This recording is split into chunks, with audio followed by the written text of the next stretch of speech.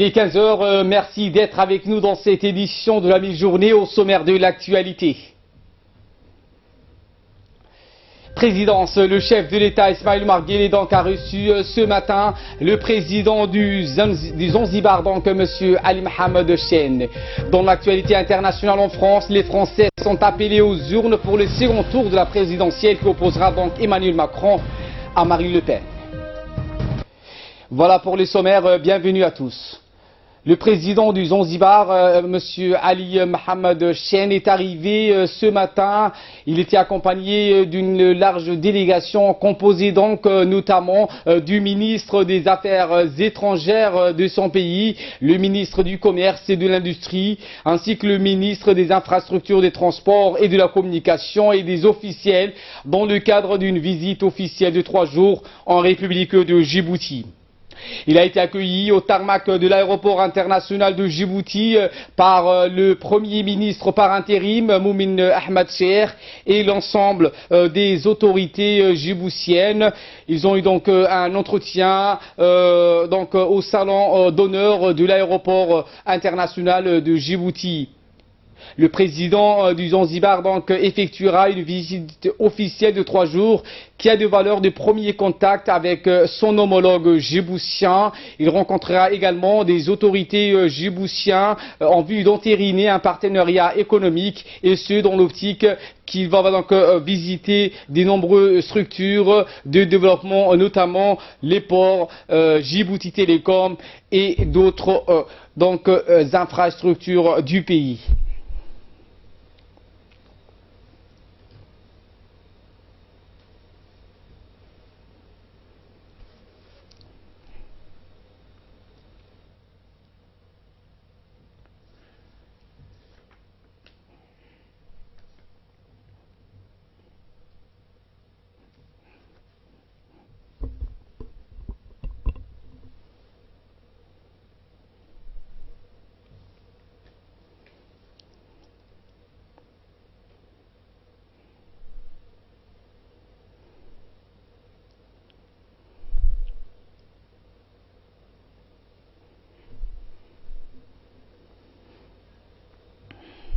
Peu après donc son arrivée, le président du Zanzibar donc a été accueilli au palais présidentiel par son homologue djiboutien Ismaïl Omar Guelleh.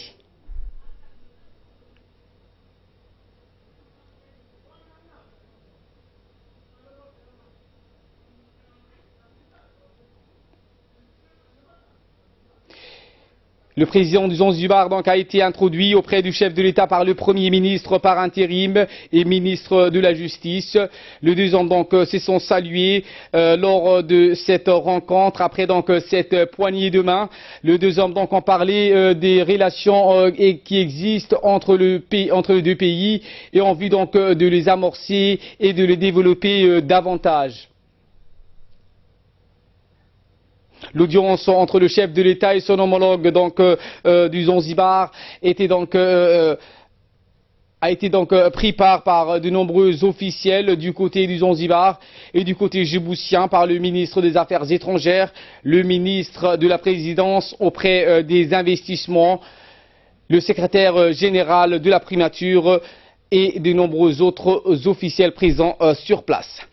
Une délégation djiboutienne conduite par le ministre de l'Éducation nationale et de la formation professionnelle, Moustapha Mohamed Mahmoud, vient de finaliser une mission de travail sur les nouvelles technologies de l'information et de la communication en Chine cette semaine. Cette visite s'inscrit dans le cadre du projet de développement du numérique de l'école djiboutienne, fait suite à l'invitation du groupe international chinois Haier au ministre de l'Éducation nationale. Le ministre de l'Éducation nationale de la formation professionnelle, Moustapha Mohamed, s'est rendu en premier lieu au siège du groupe dans la ville de Guindiao et a rencontré le directeur général des départements des e-education et des technologies de l'information, M. Yang Yinqi. Au cours de cette visite au siège du groupe, le directeur commercial Yu Yenglei a exposé à la délégation la stratégie de la société axée sur le développement du numérique à l'école par la transformation des classes traditionnelles en smart classroom, c'est-à-dire en classes intelligentes, classes dont les gains pédagogiques semblent indiscutables tant l'élève est au centre donc de ces apprentissages. Le ministre a remercié le groupe Higher de l'accueil donc amical qui lui a été réservé à lui et à sa délégation. Il a ensuite rappelé les objectifs de sa mission qui découlent de sa feuille de route que le chef de l'État Ismaïl Omar Guelleh lui a confiée et qui consiste à permettre à chaque enfant djiboutien de prendre pied dans l'ère du numérique par une éducation de qualité, le préparant dans les conditions adéquates pour le développement économique du pays. Le ministre a exposé la stratégie de son département tout en exprimant les besoins de son ministère qu'il faudra combler dans le court et moyen terme, à savoir le renforcement des infrastructures par l'installation des smart classrooms dans les collèges et les lycées et disponibilité des supports didactiques adaptés donc à la pointe de la modernité, les laptops pour les collèges et les lycées et enfin offrir les formateurs des formations aux formateurs en milieu donc smart classroom dans l'immédiat. C'est ce qu'a donc indiqué le ministre de l'Éducation nationale et de la formation professionnelle lors de cette visite en Chine. Et dans le même contexte, donc, la délégation djiboutienne conduite par le même ministre, celui de l'Éducation nationale et de la formation professionnelle, Moustapha Mohamed Mahmoud, a poursuivi sa mission dans la ville de Shenzhen par la visite du quartier général de la société Huawei, spécialiste des technologies de l'information et des télécommunications. Sous la bienveillante direction donc, du directeur général des bureaux du groupe basé à Djibouti, la rencontre a commencé par une visite des lieux donc la présentation et exposition des produits Huawei, conditions de travail dans une smart classroom, donc suivie d'une réunion de travail intense. À l'issue de la projection d'un PowerPoint présentant la vision du groupe Huawei quant à la forme de la classe de demain et à l'organisation du travail dans un monde interconnecté, le ministre a exprimé sa satisfaction devant donc la démonstration faite et a rappelé les points essentiels de sa mission qui est de trouver de toute évidence dans cet exposé des solutions prometteuses. À Djibouti, donc nous sommes dans l'ère numérique et c'est un monde incontournable. Il ne faut pas oublier que nous avons un partenaire qui nous aide beaucoup, donc c'est Djib Telecom. On est en train donc de mettre les fibres optiques dans toutes les écoles, donc de l'internet haut débit, qui va nous permettre de faciliter l'introduction des TIC dans nos établissements. Nous avons vu aussi des laptops adaptés aux élèves de secondaire. Nous attendons maintenant ces partenaires qu'ils viennent donc à Djibouti et puis aussi pour faire le diagnostic de ce qu'on a et nous proposer donc un produit qui soit adéquat. Je profite de l'occasion au nom du ministre de l'Éducation nationale pour remercier l'ambassadeur de Chine à Djibouti pour son aide précieuse et sans oublier donc les partenaires chinois qui nous ont accueillis chaleureusement. Autre actualité de ce 15h, le ministre de la Communication chargé des postes et des télécommunications, Adi Youssouf Sougué, a organisé ce matin au Palais du Peuple la journée internationale des jeunes filles dans les secteurs d'éthique, technologie, de l'information et de la communication. L'événement qui s'est tenu au Palais du Peuple a vu la participation de plusieurs membres du gouvernement. Cette année, le ministère de la Communication chargé des postes et des télécommunications a lancé un concours intitulé Génétique Genre, destiné donc aux jeunes filles djiboutiennes. La première édition de ce concours a été lancée le 1er avril dernier dans le but de détecter les talents de jeunes filles et jeunes femmes créatives dans le domaine des nouvelles technologies. Dans le cadre de ce concours, 37 projets ont été déposés, parmi lesquels 20 ont été sélectionnés dans les domaines d'activité principaux, donc la santé, le commerce, l'éducation, la télécommunication, l'administration publique, l'agriculture. Les projets déposés portaient donc sur la création des applications mobiles, réseau, gestion des réseaux administratifs, la production numérique et tout autre projet ayant trait aux nouvelles technologies. Et ce, donc, avec l'appui de l'Office djiboutien de la propriété industrielle et commerciale, l'ODEPIC.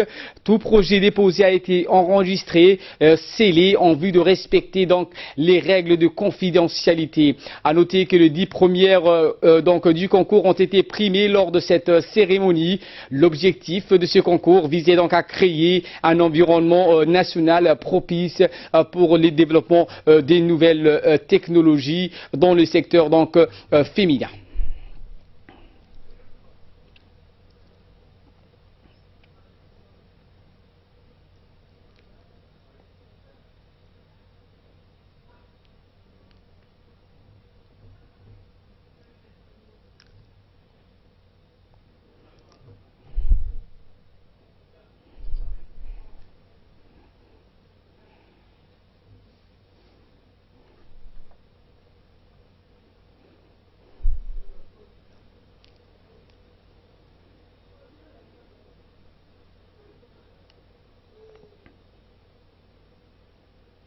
Et à l'issue donc de cette cérémonie, deux membres du gouvernement se sont donc exprimés. Je vous propose de les suivre. Les dirigeants ont compris et ont pris conscience que peu importaient les grandes décisions à prendre, si les facteurs jeunesse n'étaient pas pris en compte, elles étaient vouées à l'échec. En effet, la jeunesse, si elle est bien exploitée, représente un tremplin économique non négligeable pour le développement du pays en général et à notre jeune République en particulier.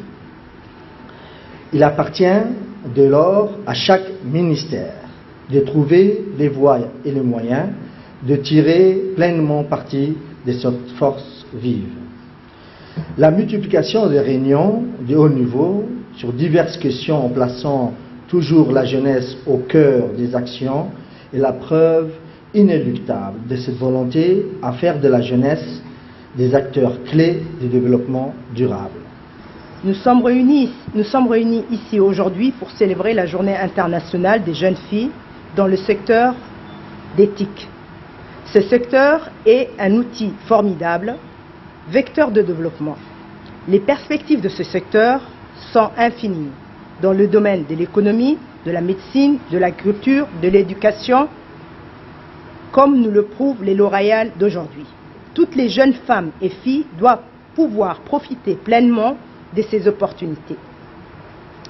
Le ministère de la Femme et de la Famille œuvre chaque jour dans ce sens en offrant aux jeunes filles déscolarisées la possibilité de bénéficier de cours d'informatique au Centre d'action sociale et d'autonomisation des femmes qui se trouve à Balbala. Djibouti a su prendre le train de la modernité en marche et les investissements réalisés ont permis au pays de devenir un hub régional dans le domaine de la télécommunication. Et pour terminer donc ce chapitre, suivi donc le discours du ministre de la Communication chargé des postes et des télécommunications, M. Abdi Youssouf Souki. Comme le disait mon collègue, nous vivons aujourd'hui dans une période où les applications technologiques dans le domaine de l'innovation technique connaissent une rapidité sans pareille. Dans ce sens, et dans le cadre des célébrations de cette journée, mon département a eu l'idée de transformer cette année pour la première édition sous forme de concours intitulé Génétique Genre, ouvert à toutes les jeunes filles âgées de 15 ans à 30 ans et ayant des projets basés sur l'éthique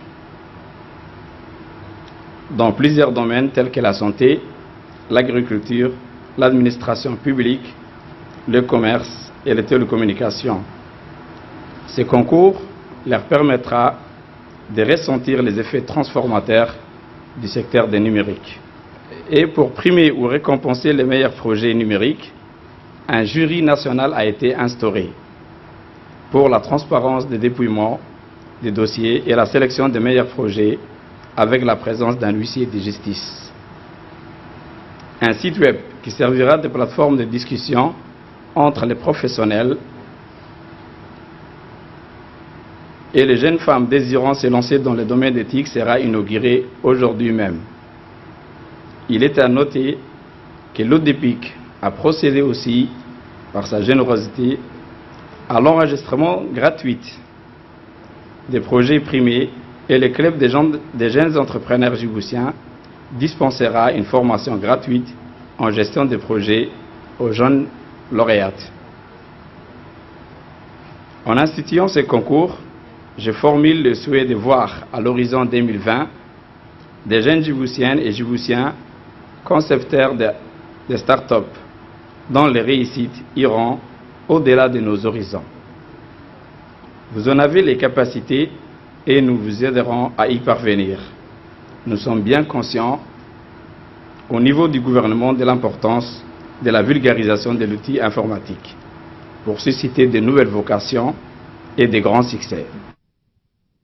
L'actualité de ce 15h, c'est aussi cette tournée d'inspection du ministre de l'Énergie et des Ressources naturelles, M. Younous Ali Guédi, donc sur les différents forages géothermiques au lac Assal. Le ministre qui s'est rendu dans un première étape donc au bureau chargé du projet géothermique à la filiale au lac Assal, Younous Ali Guédi, qui était accompagné de son secrétaire général par intérim du ministère de l'Énergie, Hamad Gaba, a reçu toutes les explications sur le projet de la part du directeur du projet, un expert tunisien consultant auprès de l'EDD, M. Mohamed Chairi. Le projet d'exploration géothermique dont le début des travaux est prévu pour fin 2017 est une importance stratégique pour Djibouti. Il consiste donc à réaliser 4 forages de profondeur de 2500 mètres pour atteindre les réservoirs profonds de température de plus de 300 degrés Celsius.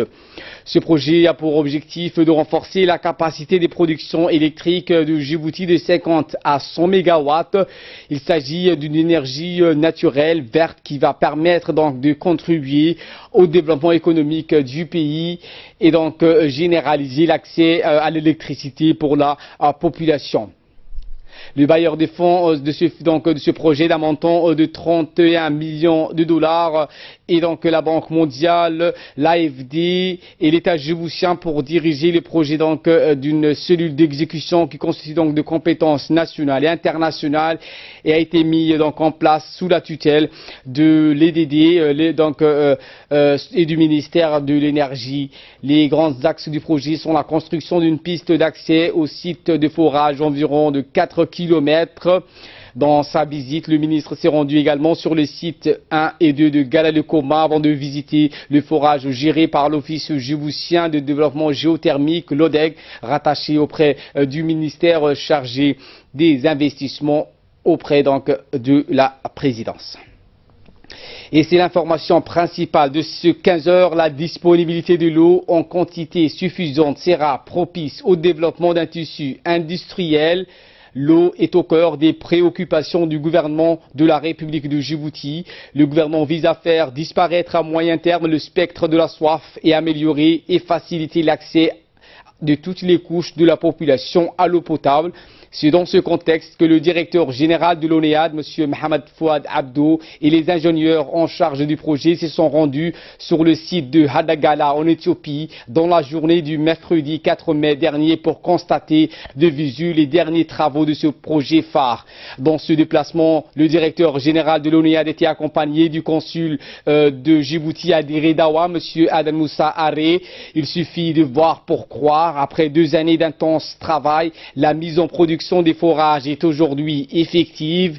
Les équipes des ingénieurs qui ont travaillé sans relâche ont donné un aperçu général de la fin du projet d'adduction d'eau reliant Djibouti à l'Éthiopie afin de lutter contre la grave pénurie d'eau que connaît actuellement Djibouti et particulièrement la capitale, engendrée par un accroissement démographique sans précédent et dont les seules sources d'eau potable disponibles proviennent des nappes phréatiques et des oueds qui subissent des contraintes cycliques, des sécheresses et de l'aridité climatique due à la faiblesse de la pluviométrie et des remontées de eaux salées au niveau de la mer.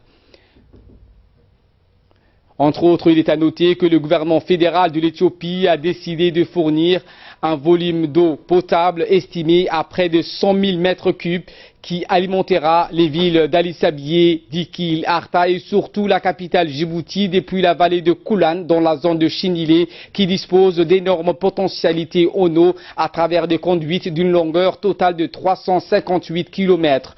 Le financement de ce projet de développement hydraulique dont l'état d'avancement des travaux est presque à sa fin repose sur le prêt accordé par la République de Chine avec des contreparties non négligeables de la part de notre gouvernement à hauteur de 340 millions de dollars. Avant d'entrer dans les détails du contenu de ce projet, rappelons que le terme adduction vient donc étymologiquement du latin adducere. Schématiquement, l'adduction d'eau regroupe les techniques permettant d'acheminer l'eau depuis sa source à travers un réseau de conduites et d'ouvrages architecturaux vers le lieu de consommation.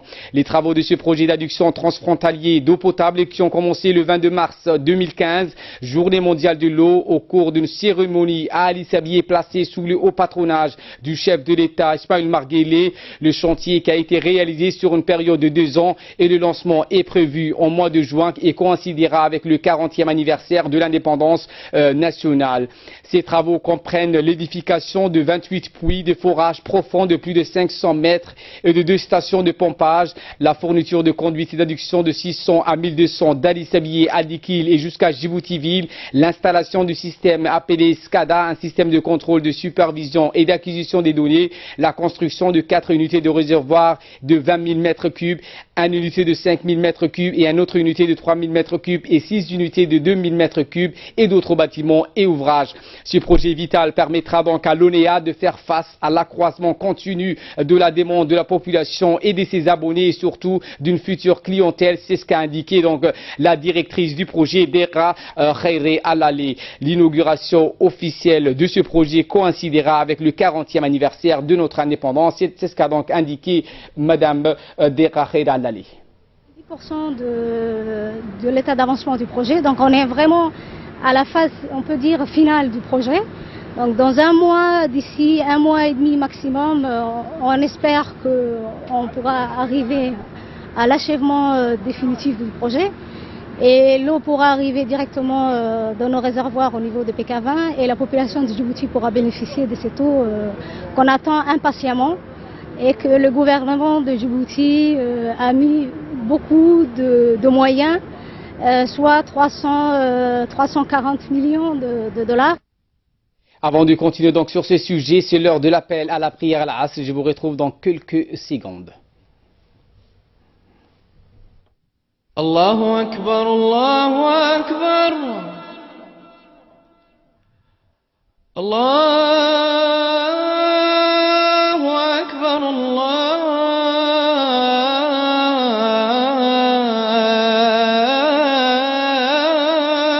Akbar. Ashhadu an la ilaha illallah.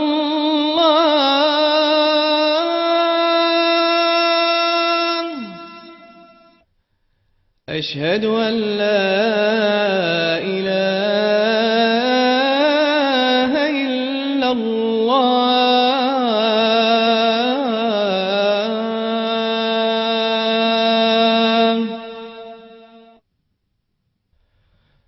أشهد أن محمدا رسول الله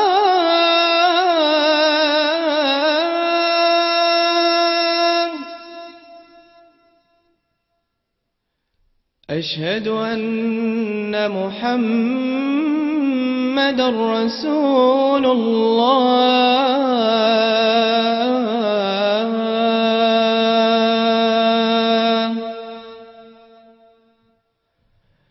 حي على الصلاة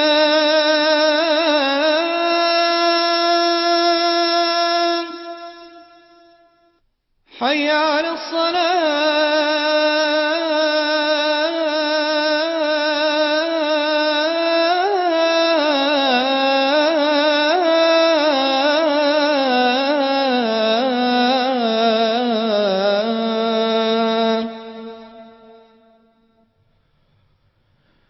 حي على الفلاح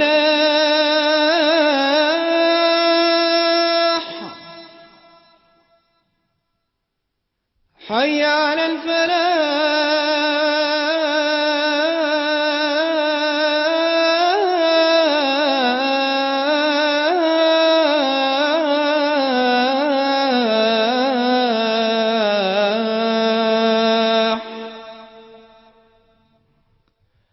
الله أكبر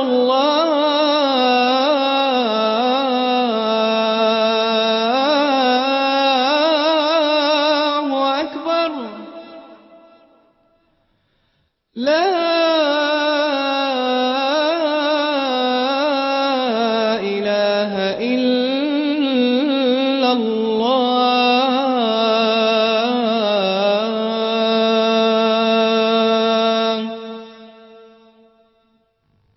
اللهم رب هذه الدعوة التامة والصلاة القائمة آت سيدنا محمدا الوسيلة والفضيلة وابعثه اللهم مقاما محمودا الذي وعدته إنك لا تخلف الميعاد.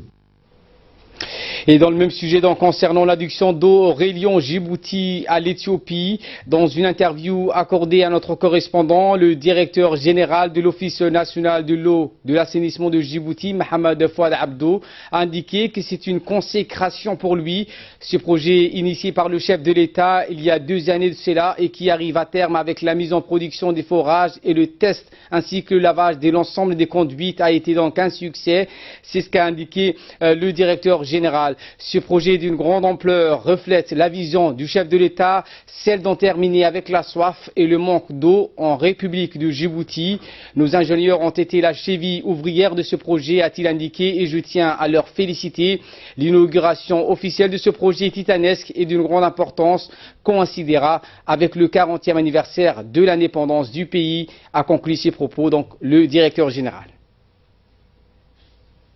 Aujourd'hui, c'est comme vous l'avez dit, c'est surtout pour voir le démarrage effectif donc, et la mise en service des premiers forages. Donc. Et là, on est actuellement à la station de Koulam, où les eaux sont déjà arrivées depuis quelques jours et même sont dépassées et sont arrivées aux autres stations d'Ardegala, puis à Djibouti. Qui, nous l'espérons, verra l'eau de ces forages vers la mi-juin, en accordance avec l'indépendance, l'anniversaire de l'indépendance du pays, le 40e anniversaire de l'indépendance. Comme le disait Monsieur le Consul tout à l'heure, effectivement, techniquement, ce projet est un projet facile. C'est des forages de pommes comme nous avons l'habitude de les faire. Mais justement aujourd'hui, c'est l'aboutissement donc d'une volonté politique. Et ce rêve politique, la difficulté principale, c'était ce rêve politique que les deux dirigeants des deux pays ont bien voulu donc, concrétiser aujourd'hui. Et nous sommes très heureux de voir l'eau couler. Nous l'avons goûté ensemble avec le Consul et avec les équipes qui sont là. Et l'eau est de très bonne qualité. Nous sommes très satisfaits de ce projet. Et de sans compter le concile de Djirédawa, donc Aden Moussaré, qui s'est exprimé sur la finition du projet d'adduction d'eau Djibouti-Éthiopie, a rappelé l'importance que revêt ce projet pour le développement du pays. Il a ensuite loué les efforts des 2 leaders qui ont initié ce projet, à savoir le président Guelleh et le défunt Premier ministre Meles Zenawi.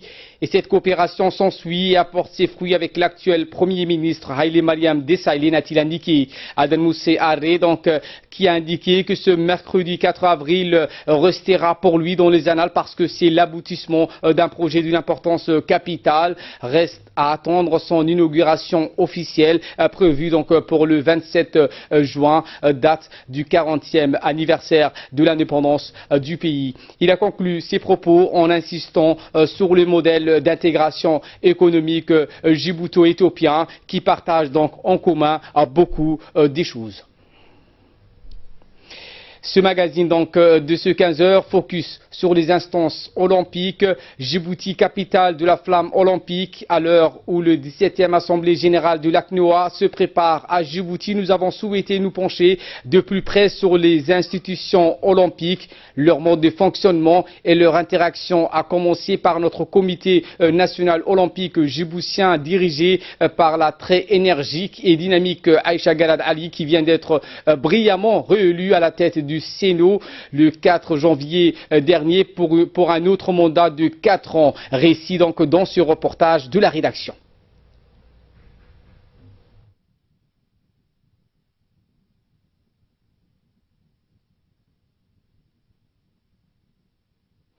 Et nous revenons donc sur ce sujet qui était donc de l'ACNOA. Donc, je vous le disais, Aïcha Galad Ali était donc brillamment réélue à la tête du Sénat le 4 janvier dernier pour un autre mandat de 4 ans. Donc le récit de ce reportage dans ce commentaire. Les préparatifs de l'organisation des assises de la 17e Assemblée générale élective de l'ACNOA battent leur plein sous la houlette de la présidente emblématique du CNO, qui également est membre du Comité international olympique, le CIO. Parmi les délégations prestigieuses attendues pour l'événement, la solidarité olympique est une institution majeure qui s'appuie sur un important réseau de partenaires institutionnels dans les fédérations internationales, les comités nationaux et les associations continentales de comités nationaux olympiques. La solidarité olympique procure ainsi au Comité national olympique djiboutien une aide financière équivalente à quelques 17 millions de francs djibouti par an dans le cadre de programmes ciblés en raison de leur pertinence dans la promotion du sport et des valeurs olympiques. Elle a pour objectif également l'assistance à tous les comités nationaux et en particulier à ceux qui sont dans le besoin à travers une série de programmes mondiaux et continentaux prioritairement axés sur le développement des athlètes, la formation des entraîneurs et des dirigeants sportifs ainsi que la promotion des valeurs olympiques. Quant à l'ACNOA, Association des comités nationaux olympiques d'Afrique, dont est membre bien évidemment le CNO djiboutien, elle entretient avec la solidarité olympique un partenariat bénéfique pour le continent. Fondée à Lomé le 28 juin 1981, l'ACNOA se donne pour défi principal la promotion du sport et des valeurs olympiques en Afrique, ce qui l'a donc amené à sceller des partenariats forts devant permettre aux différents comités nationaux du continent d'avoir les réseaux nécessaires pour se mouvoir et promouvoir. Et ainsi s'est construit progressivement un partenariat riche et fructueux, déterminant pour la visibilité des activités des mouvements olympiques africains qui eux-mêmes contribuent à la promotion du sport et des valeurs olympiques auprès de la jeunesse djiboutienne et continentale. À noter par ailleurs qu'entre 2013 et 2016, les 54 comités nationaux olympiques que compte le continent africain ont directement bénéficié des financements de la solidarité olympique et plus de 3000 projets individuels ont été réalisés grâce aux fonds de ce partenariat stratégique. Voilà pour ce document et sachez enfin que pour l'exercice quadriennal en cours allant de 2017 à 2020, le budget arrêté par le CIO est en hausse de 16% par rapport au précédent. Cet accroissement des financements présage donc des lendemains promoteurs avec pour objectif principal d'organiser l'assistance à tous les comités nationaux olympiques dans le monde. Enfin, l'ACNOA organise et gère aussi donc la réalisation des Jeux africains de la jeunesse. Le commandant des gardes-côtes djiboutiennes, le colonel Waïs Omar Boghoré, a accueilli donc à la direction générale de la garde-côte à l'escale une délégation japonaise conduite par Shunsuke Takei, le vice-ministre des Affaires étrangères japonais, avec la présence de Tatsuo Arai, ambassadeur du Japon à Djibouti, pour visiter les installations et les bateaux de la garde-côte djiboutienne. Shunsuke Takei a apprécié le travail louable de la garde-côte djiboutienne et les résultats remarquables de ses missions. Takei a souligné que les gardes-côtes djiboutiennes est une institution importante dans le domaine de la sécurité et de la sûreté maritime régionale. Il a également félicité le colonel Waïs Omar Boghoré, commandant de la garde-côte djiboutienne, pour son travail honorable réalisé dans un laps de temps afin de développer l'institution qui est donc la garde-côte djiboutienne. Takei s'est réjoui de l'excellence de ces relations et a souhaité les voir se développer davantage. Sous l'égide du secrétaire d'État à la jeunesse et au sport, en collaboration avec le Comité national olympique et sportif djiboutien, la fédération djiboutienne de tir à l'arc a clôturé hier au Stade Goulet d'une formation dispensée par un expert international, en l'occurrence Carlos Sfretas. La cérémonie de clôture s'est tenue en présence du secrétaire général du comité olympique, Faisal Abdelragib, donc, et du secrétaire général du secrétariat, Mohamed Ahmed Farah. En effet, cette formation qui a débuté le 26 avril dernier et qui a duré une semaine a permis à une trentaine de jeunes membres de cette nouvelle fédération d'acquérir les techniques de base pour la maîtrise de cette nouvelle discipline. Nous serons là pour appuyer cette jeune fédération en termes de besoins spécifique dans l'accomplissement de votre mission et je vous souhaite plein succès pour la nouvelle fonction d'entraîneur que vous allez entamer à partir de demain, Inch'Allah.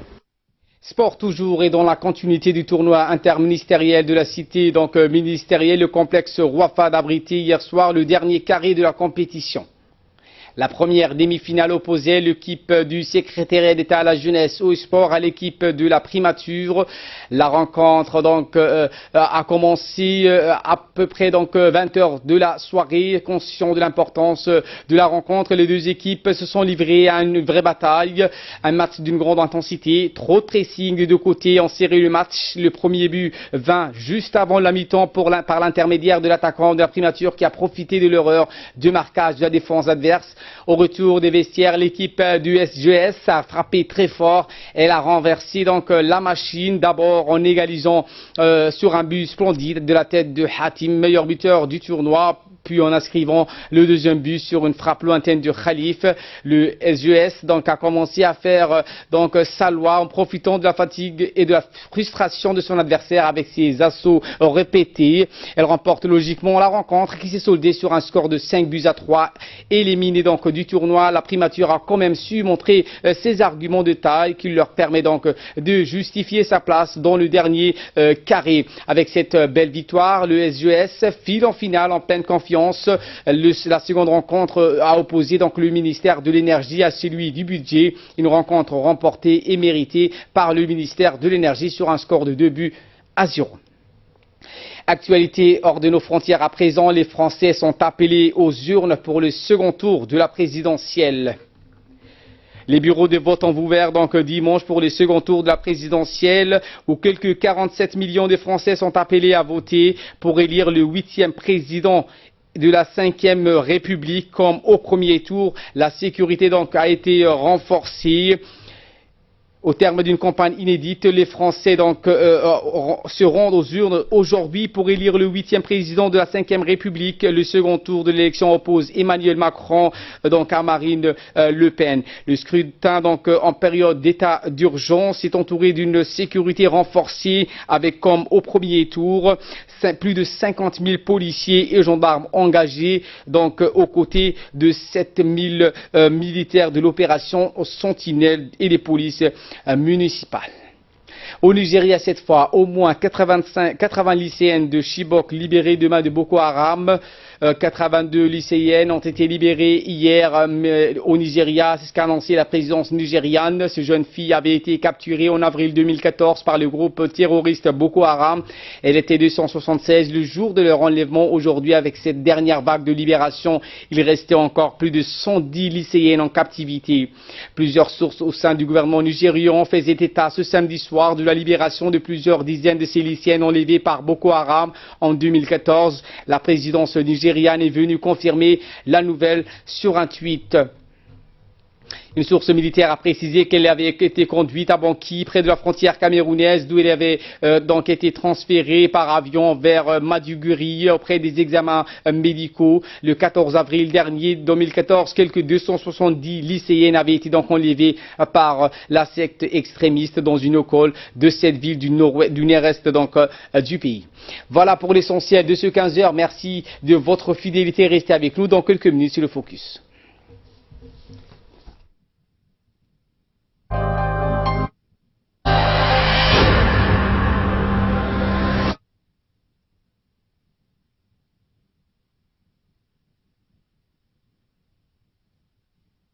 TJM SARL des tomates concentrées à Djibouti. Vous trouverez à la compagnie TJM les tomates Mariama à 70 grammes, les tomates Alvima à 70 grammes et les tomates Safi à 50 grammes. Ce sont des produits naturels de bonne qualité et à des prix abordables. Les recettes préparées avec ces tomates sont si riches et savoureuses. Les tomates Mariama, Alvima et Safi sont des plats délicieux. Pour plus d'informations, veuillez contacter le 21 35 77 14.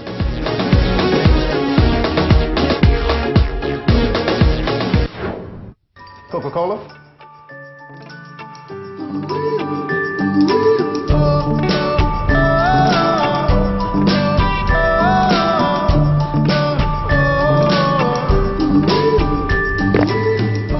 Oh, c'est le happy hour. Alors, vous avez gagné un Coca-Cola gratuit. Mais il faut le boire ici. Savourez le moment.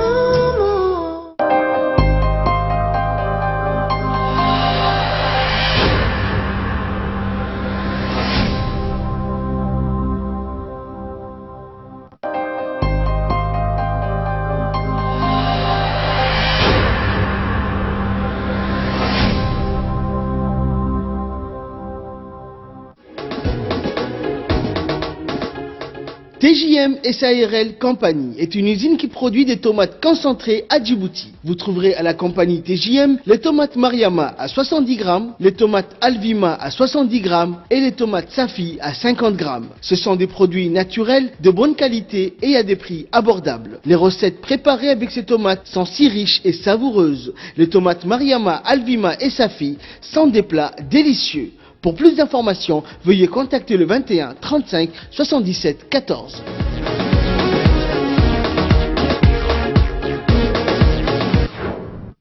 Coca-Cola?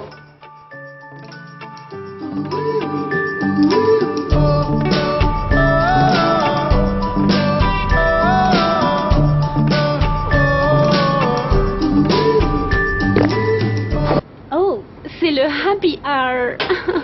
Alors, vous avez gagné un Coca-Cola gratuit. Mais il faut le boire ici. Savourez le moment.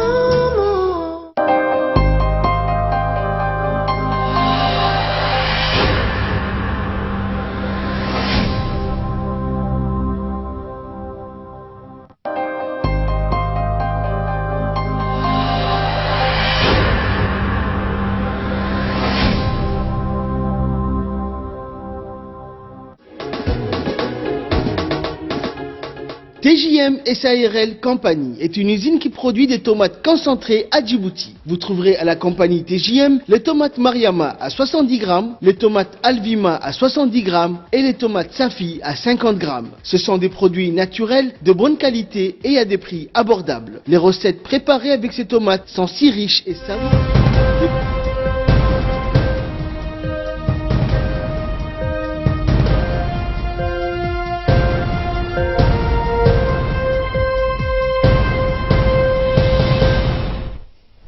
Bienvenue pour les minutes du Focus. Donc, Choukri Ali nous a rejoint sur le plateau. Bonjour, Choukri. Bonjour, Ali. Dans ce Focus, nous allons parler de l'homme le plus rapide au monde. Il s'agit donc d'un Africain, un certain Kipchoge, Kenyan. Un Kenyan, effectivement. Bonjour Ali, bonjour à tous. Il est devenu l'homme le plus rapide du monde dans cette discipline. Ce samedi, le Kenyan Eliud Kipchoge a parcouru 42 km en 2 heures et 25 secondes, une prouesse réalisée sur le circuit automobile de Monza en Italie. Mais pour le champion olympique de Rio, ce n'est pas assez. Lui qui voulait passer sous la barre de 2 heures n'a échoué qu'à quelques secondes. Cette tentative a été préparée par le grand équipementier sportif américain Nike. Opération marketing donc Ali. Une moyenne de 21 km par heure pour Eliud Kipchoge, qui ne sera pourtant pas homologué par la Fédération internationale d'athlétisme, la course n'étant pas un véritable marathon, puisque les conditions n'étaient pas celles d'un marathon classique, notamment donc aidé par une équipe d'une trentaine de lièvres, dont toujours 6 autour du champion. Kipchoge avait un matériel à la pointe de la technologie pour espérer y arriver. Donc chaussures spécialement créées pour la course, mais aussi shorts et plaques collées sur les mollets dans une optique aérodynamique. Même si les 3 coureurs ont bénéficié des mêmes aides, Desisa et Tadase n'ont pas pu finir le marathon Ali, et seul Kipchoge a franchi la ligne d'arrivée. Le précédent record avait été établi par un autre Kenyan en 2008. Il s'agissait de Denis Kimoto. Il faut le rappeler, donc c'est cette discipline de 42 km sur le marathon il y a le 100 mètres qui est détenu par un certain Jamaïcain Usain Bolt. Usain Bolt, mais également dans ces 42 km Ali, il faut rappeler qu'en 2008, il y avait un autre Kenyan qui avait remporté la première place avec 2 heures, 2 minutes et 57 secondes. Et on va parler du Yémen avec 68 nouveaux cas de choléra ont été recensés, confirmés dans la capitale yéménite Sanaa. Un total de 69 nouveaux cas de choléra ont été enregistrés dans un hôpital public de Sanaa, capitale du Yémen. La semaine dernière, ça a annoncé un responsable de l'hôpital. 2 patients dont les cas avaient été confirmés par les analyses de laboratoire sont décédés à CCK confié donc le directeur de l'hôpital Al-Jamhouri. Ces nouveaux cas de choléra ont été admis à l'hôpital entre le 28 et le 4 mai dernier. En octobre dernier, l'Organisation mondiale de la santé, l'OMS, avait enregistré 51 cas confirmés de choléra au Yémen dans 9 gouvernorats du pays et plus de 1180 cas suspectés. Selon l'organisation l'OMS, 7,6 millions de Yéménites vivent dans les zones affectées. Dans ce pays ravagé par la guerre, le système de santé s'est donc effondré à Ali. La guerre civile qui donc secoue ce pays donc a fait 10 000 morts, dont une moitié de civils et plus de 2 millions de déplacés selon les agences humanitaires. Merci donc Choukri Ali pour ces précisions. Merci de votre fidélité. Restez avec nous. Le programme continue sur Télé Djibouti.